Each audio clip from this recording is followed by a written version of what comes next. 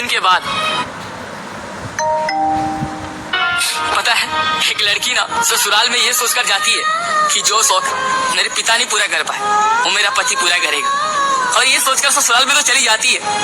लेकिन कुछ दिन के बाद उसके शौक अपने आप ही खत्म हो जाते हैं। पति की डांट से और घर की तानों से वो परेशान सी हो जाती है कि शौक बताने का उसका मन ही नहीं करता। वो सोचती है कि शौक पूरा करूं या परिवार को देखूं या पति को प्यार को देखूं। लेकिन पति भी ऐसा होता है कि बोलता है कि झुक के रहो मेरे सामने तुम्हारी आवाज उठाने की हिम्मत कैसे हुई। जो लड़की सोचकर जाती है कि मैं पति के घर पे राजकुमारी बन के रहूंगी, वही पति उसे नौकर बना के रखता है, जिससे वो उम्मीद लगाकर जाती है कि मेरा पति तो मेरे को राजकुमारी बना के रखेगा।